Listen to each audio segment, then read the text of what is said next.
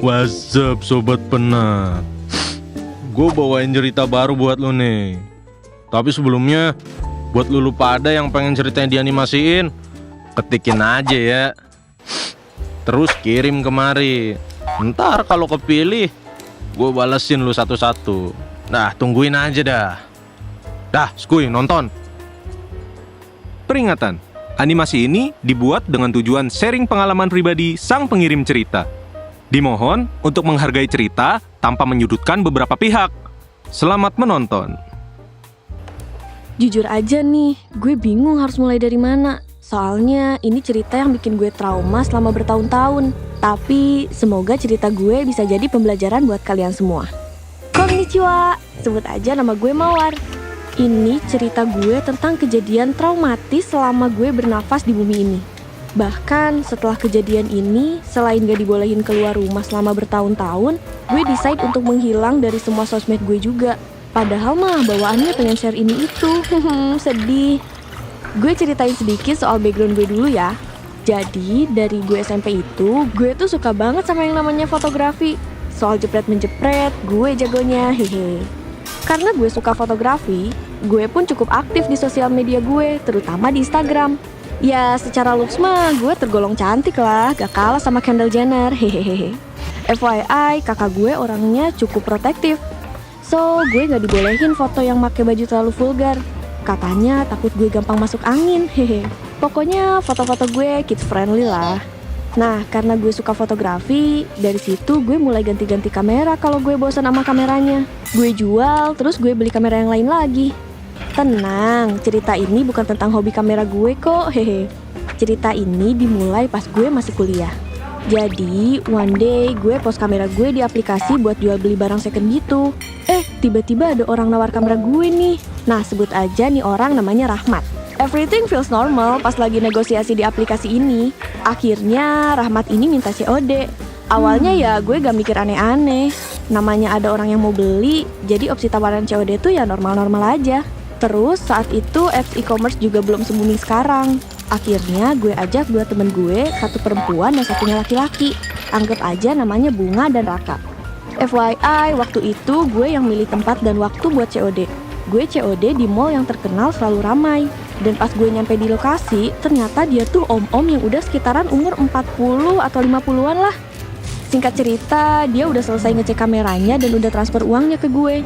Seneng dong, gue dapet duit dari jualan kamera yang udah bosen gue pake. Nah, pas udah selesai transaksi, gue ucapin makasih ke orangnya. Terus gue sama temen-temen gue pamit. Tiba-tiba orangnya malah nawarin makan bareng, mau ditraktir gitu. Terus gue sama temen-temen gue kayak nolak dengan sopan. Pada saat itu gue gak mikir apa-apa karena gue mikirnya kayak, oh baik juga nih om-om, mungkin basa-basi aja kali ya. Terus mumpung di mall, kita main-main bentar, terus balik deh. Sesampainya gue di rumah, ada notif masuk. Ternyata notifnya dari aplikasi jual beli barang itu. Dan pas gue lihat, si om ini chat gue. Dia bilang, kamu secantik yang di foto ya. Terus gue kayak, hah? Gue kaget dong, karena di aplikasi itu gue pakai fake account. Gak ada muka gue dan gak ada nama gue juga. Gue akhirnya mikir, apa dia lihat di Instagram gue ya? Makanya dia bisa nemuin gue di sini, di aplikasi yang ini. Soalnya waktu itu gue juga sempat post di Instagram sih. Tapi kok bisa? Tanpa pikir panjang, gue langsung ngeblok om-om itu di aplikasi ini. Apakah ceritanya sampai di situ saja? Tidak bun, gue harap sampai sini aja deh. Tapi sayangnya enggak. One day gue ngecek mutasi rekening gue.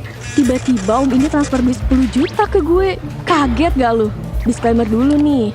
Dear netizen yang budiman, sebelumnya gue tahu apa yang ada di pikiran kalian nih. Enak banget ya secara cuma-cuma dapat duit 10 juta. Kayak siapa sih yang nolak tiba-tiba dikasih duit 10 juta?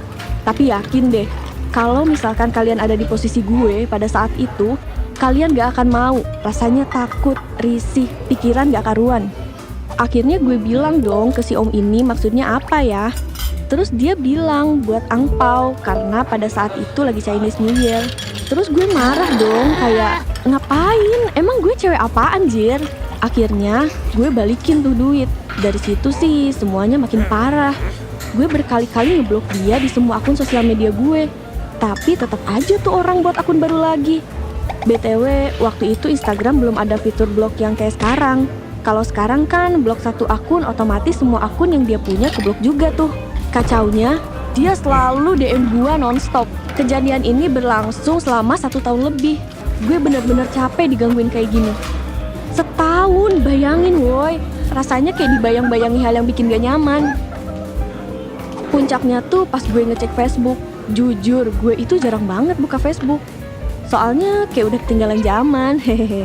Bahkan upload dan update aja jarang. Sampai akhirnya pas gue cek message request gue di Facebook, lu tahu apa? Ternyata om-om ini ngechat gue hampir tiap hari selama 4 bulanan. Isi chatnya dia kirimin pap selfie muka dia lah, makanan yang dia makan lah, dan lebih parahnya lagi, foto tongkat ajaibnya anjir, buset, banget. Terus di chat itu dia bilang dia mau nikahin gue lah. Send quotes romantis lah. Ya Tuhan, bener-bener isinya kayak orang halu yang udah kesetanan. Kenapa mesti gue? Cewek cantik di luar sana banyak. Kenapa mesti gue sih yang diganggu? Mana ada orang yang mau diginiin? Jangankan jatuh cinta, yang ada mah enek, risih, najis. Sumpah deh, gue kesel banget sama dia.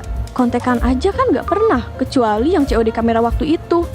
Anehnya, kenapa nih orang kayak seakan-akan kenal gue, ngejar gue melulu, ganggu terus-terusan.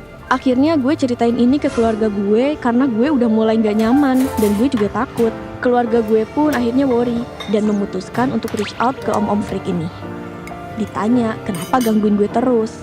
Akhirnya terbongkarlah sumber masalahnya. Ternyata ada akun Facebook yang pura-pura jadi gue. Jadi nih akun fake punya teman di Facebooknya ada 4.000 orang. Dan bayangin ada berapa banyak om-om yang ketipu sama nih fake account. Gue bener-bener shock.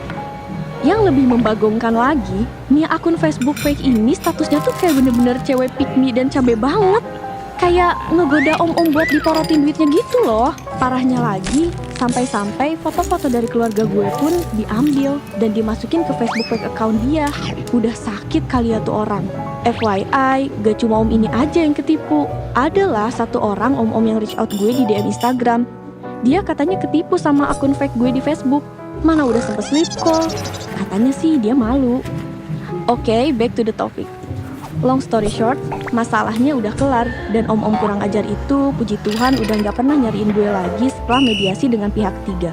Sampai sekarang gue juga gak tahu itu gimana caranya dan gue udah gak mau tahu. FYI, tuh om-om ini udah punya 2 anak dan istri jir. Bayangin, udah tua masih aja jelalatan. Saran gue buat kalian yang suka nipu orang dan pakai foto orang buat ngaku-ngaku, please deh, stop. Perbuatan kalian itu jahat, kelewatan. Bayangin berapa banyak yang dirugiin. Gue cuma mau bilang hati-hati untuk cewek manapun di luar sana. Memang gak semua orang seperti om ini, tapi tetap harus aware sama stranger ya. Stay safe and sane guys. Jangan overshare ya dalam bersosial media, seperlunya aja dan harus lebih bijak lagi. See ya! Gimana ceritanya? Suka nggak? Kalau lu suka, jangan lupa subscribe ke channel kita ya. Bye!